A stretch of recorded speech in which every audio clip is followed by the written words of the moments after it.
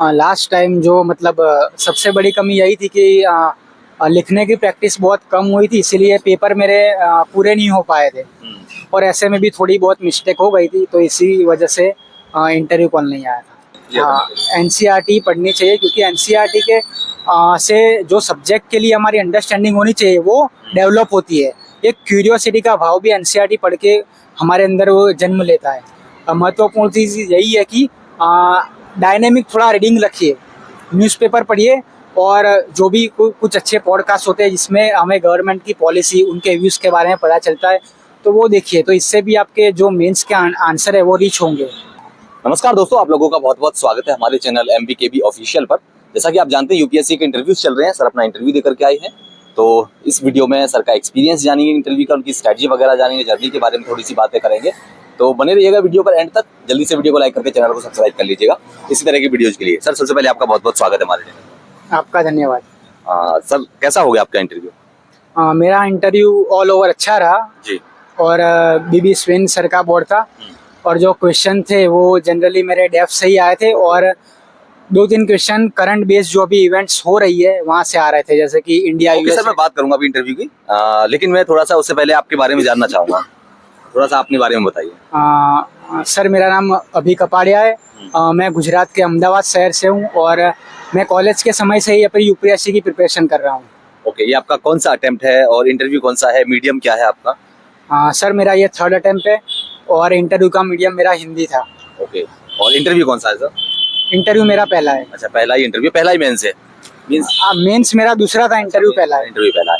Okay, interview के जब आप पैनल के सामने पहुंचते हैं तो किस सवाल से शुरुआत हुई इंटरव्यू की? कौन सा सवाल पूछा गया सबसे पहले? सबसे पहला सवाल मतलब यही था कि 4-5 गुजराती फिल्मों के नाम बताए। तो मैं मतलब 2-3 ही बोल पाया था क्योंकि मैंने अपने डेफ में हिंदी मूवीज लिखा था और सर ने गुजराती मूवीज पूछ लिया। तो मैं 2-3 ही बोल पाया, मतलब ये पहला सवाल था। और इस सब के अलावा और आपको कुछ याद आ रहा हो? और एक बोर्ड मेंबर के साथ यूनिफॉर्म सिविल कोड पे थोड़ी चर्चा हुई थी। उन्होंने क्वेश्चंस पूछे थे, काउंटर क्वेश्चन भी पूछे थे, तो इस पे थोड़ी बहुत चर्चा हुई थी यूनिफॉर्म सिविल कोड पे। Okay okay. अच्छा, इस सब के अलावा और थोड़ा सा मैं आपको जानना चाहूंगा हॉबीज वगैरह से, और कोई सवाल, जैसे कि आप कह रहे हैं हिंदी मूवीज आपने डाली थी, और हॉबीज आपने और डाली हो इसके अलावा? सर मैंने दूसरी हॉबीज में मैंने आधुनिक गुजराती साहित्य का एक टॉपिक है वो डाला था, पर उसमें से कोई क्वेश्चन नहीं आएगा। ओके ओके ओके, ठीक है सर। मैं थोड़ा सा आपकी स्ट्रेटजी और समझूंगा। फिल्म्स की स्ट्रेटजी आपने लास्ट टाइम भी आपने मेंस दिया था, इस बार भी आपने आप इंटरव्यू तक पहुंचे हैं। थोड़ा सा फिल्म्स की स्ट्रेटजी पर आने से पहले मैं ये जानना चाहूंगा, लास्ट टाइम क्या ऐसी आपने कमियां रह गई होंगी आपकी जो आपकी प्रिपरेशन में, जिसकी वजह से मेंस नहीं हो पाया, आप इंटरव्यू नहीं दे पाए थे? क्या कमियां रही थी, आपने एनालाइज किया होगा? लास्ट टाइम जो मतलब सबसे बड़ी कमी यही थी कि लिखने की प्रैक्टिस बहुत कम हुई थी, इसीलिए पेपर मेरे पूरे नहीं हो पाए थे और ऐसे में भी थोड़ी बहुत मिस्टेक हो गई थी, तो इसी वजह से इंटरव्यू कॉल नहीं आया था। ओके सर, फिल्म्स की स्ट्रेटजी के बारे में थोड़ा सा बताइए कि बच्चों को थोड़ा सा पता लगे, जो स्टूडेंट्स देख रहे हैं उनको अपना जो डाउट्स होंगे उनके मन में, वो फिल्म्स की स्ट्रेटजी को लेकर के, फिल्म्स की तैयारी को लेकर के किस तरह से तैयारी करें वो फिल्म्स। मतलब प्रीलिम्स की स्ट्रेटजी वही होती है कि आप जो अपना बेसिक्स है वो अच्छे से करिए और उसके बाद जो भी यूपीएससी के जो PYQ है वो सॉल्व कीजिए अच्छे से। आपको क्वेश्चन से लेकर उसके जो भी ऑप्शन है वो सब पता होना चाहिए।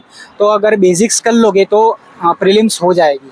बेसिक कहाँ से करें, क्या रिसोर्सेज वगैरह क्या होना चाहिए उसके लिए? रिसोर्सेज वही जो NCERT वगैरह होती है वही होने चाहिए। मतलब आप ये कह रहे हैं कि शुरुआत में जब कोई स्टूडेंट तैयारी करने के बारे में सोच रहा है, तैयारी करने की शुरुआत करना चाह रहा है, तो उनको NCERTs वगैरह उठानी चाहिए बेसिक क्लियर करने? हाँ, NCERT पढ़नी चाहिए क्योंकि NCERT के से जो सब्जेक्ट के लिए हमारी अंडरस्टैंडिंग होनी चाहिए वो डेवलप होती है। एक क्यूरियोसिटी का भाव भी NCERT पढ़ के हमारे अंदर वो जन्म लेता है। क्या उन सब के NCERTs वगैरह के नोट्स बना लेने चाहिए, या NCERT अपने आप में ही नोट्स है, उनको नोट्स की तरह ही पढ़ना चाहिए? मतलब ये आप पे डिपेंड है। अगर आपको नोट्स बनानी है, आपको बार बार वो बुक पढ़नी पसंद नहीं है तो बना दीजिए, और अगर नहीं बनानी तो उसमें ही साइड में जो जो आप ऐड कर रहे हैं वो वहाँ पे ही लिख लीजिए, तो वो भी अच्छी स्ट्रेटजी है। ओके, सीसेट के बारे में थोड़ा सा अपना बताइए, थोड़ा सा सीसेट के बारे में स्टूडेंट्स किस तरह से सीसेट को लेकर के काम करें? सीसेट तो मतलब मेरा भी इतना अच्छा नहीं है जी। मैंने मतलब जो PYQ है सीसेट के वही सॉल्व किए और कुछ अच्छी जो एक दो टेस्ट सीरीज होती है मैं वो लगा जाता हूँ, इससे काम चल जाता था। अच्छा, टेस्ट सीरीज कितनी इंपॉर्टेंट रही इसमें अपनी प्रिपरेशन में आपकी में, और कितना जरूरी है टेस्ट सीरीज वगैरह देना?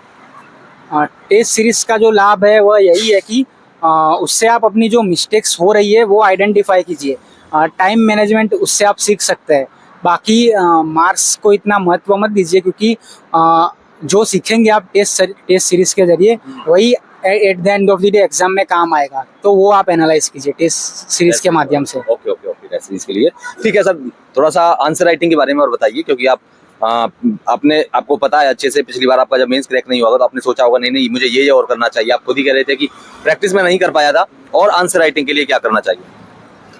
आंसर राइटिंग के लिए सबसे पहले वही जो यूपीएससी मेंस के जो पीवाईक्यू है पहले आप वो देखिए, तो इससे आपको पता चल जाएगा कि यूपीएससी कौन कौन से टॉपिक पे ज़्यादा ध्यान दे रहा है, कौन से डायमेंशन खोल रहा है अलग अलग टॉपिक में से, तो ये अंदाज़ा आपको आ जाएगा।